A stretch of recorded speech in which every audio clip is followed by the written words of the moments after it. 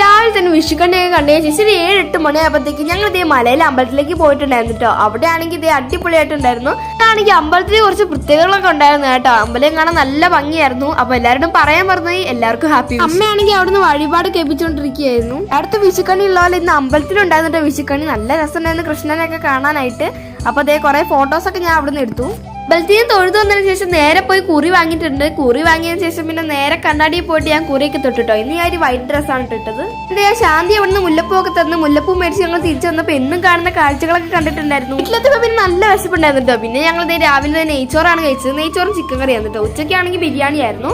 അങ്ങനത്തെ ബിരിയാണിയൊക്കെ കഴിച്ചിട്ട് രാത്രിയത്തെ ഈ ഒരു വിഷു പരിപാടി ഇതെനിക്ക് ഭയങ്കര ഇഷ്ടമാണ് കേട്ടോ. പൂത്തിരിയൊക്കെ കത്തിച്ച് അടിപൊളി മേളങ്ങളായിരുന്നു ഞങ്ങള്. അമ്മേന്റെ വീട്ടിൽ നിന്നല്ല ഞങ്ങളെ വീട്ടിൽ നിന്നാട്ടോ വിഷു ഞങ്ങൾ ആഘോഷിച്ചത്. ഇനി 2 ദിവസം നമ്മുടെ വീഡിയോ ഇടില്ല, കാരണം ഞാൻ അമ്മേന്റെ വീട്ടിലേക്ക് പോവാണ്. അമ്മ വരുന്നില്ല, ഞാനും ചേച്ചി വീഡിയോ ഞങ്ങൾ കുറച്ച് സമയത്ത് ഇടുന്നതാണ്. വീഡിയോ ഇഷ്ടപ്പെട്ടാൽ ലൈക്ക് ചെയ്യാനും കമന്റ് ചെയ്യാനും സബ്സ്ക്രൈബ് ചെയ്യാനും മറക്കണ്ട.